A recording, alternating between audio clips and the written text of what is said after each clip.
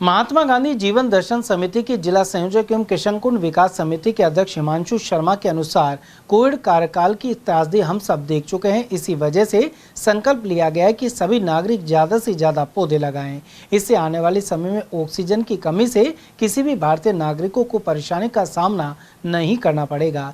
हिमांशु शर्मा ने बताया कि उन्होंने अपने आवास पर भी लगभग 200 गमलों सहित जमीन में 100 पेड़ पौधे लगाए हुए हैं। इनमें अश्वगंधा, गिलोय और तुलसी जैसे औषधीय पौधे भी शामिल हैं। उन्होंने कहा कि शुद्ध वायु से ही इंसान की आयु बढ़ती है और इसी वजह से ग्रीन अलवर और क्लीन अलवर बनाने की शपथ ली गई है। निश्चित रूप से मैं शहरवासियों को, जिले वासियों को ये कहना चाहूँगा कि मैं एक सामाजिक कार्यकर्ता हूँ, गांधी दर्शन से भी जुड़ा हुआ हूँ। गांधी दर्शन में भी हमने स्वतंत्रता सेनानियों और आज़ादी के नायकों के बारे में सभी को बताया है।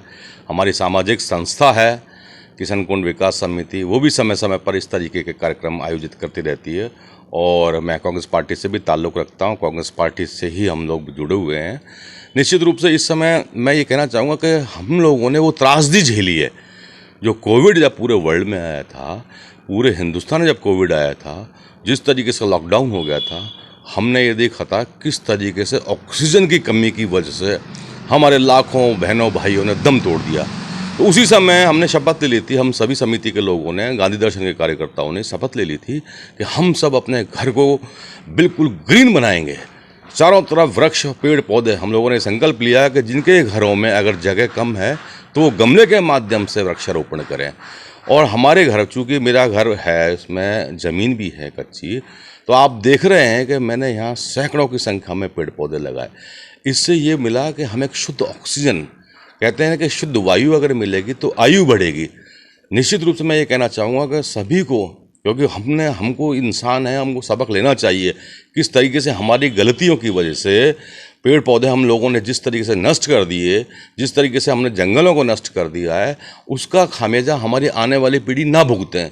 इस संदर्भ में मैंने और मेरे समिति के पदाधिकारियों ने, मेरे परिवार ने ये निर्णय ले लिया है कि सब अपने घरों में, और आप ये देख रहे हैं कि मेरे घर में किस तरीके को पेड़ पौधे, आप स्वयं ATL चैनल के माध्यम से गोविंदन जी आप स्वयं देखिए यहाँ पर आकर कि मैंने पूरी तरीके से संपूर्ण घर में सैकड़ों की संख्या में तादाद में पेड़ लगाए गए हैं।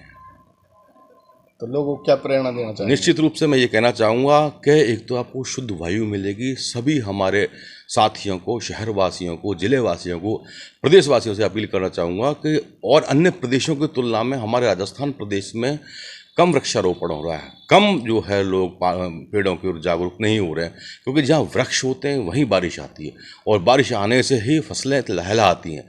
निश्चित रूप से अगर वृक्ष अच्छे बढ़ेंगे तो पानी का वाटर लेवल भी अच्छा बढ़ेगा।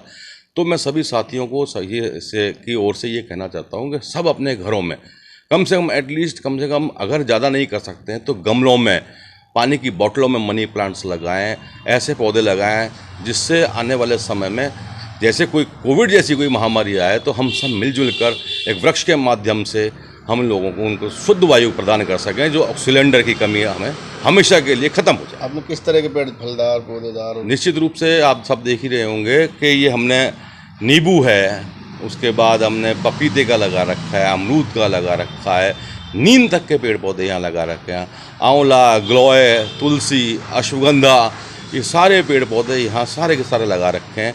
कुछ दिखाने के लिए सजावटी पौधे भी हैं और कुछ जो है फल देने वाले भी पौधे हैं। तो निश्चित रूप से मैं चाहता हूं कि इसी तरीके का प्रोग्राम लगातार ATL चैनल के माध्यम से मैं अपील करना चाहता हूं कि ज़्यादा से ज़्यादा हमारे शहरवासी इस कार्यक्रम में बढ़ चढ़ करके हिस्सा लें। जिनके घरों में जगह है वो ज़मीन में पेड़ पौधे लगाएं, जिनके नहीं है वो गमले लगाकर अपनी आयु बढ़ाएं।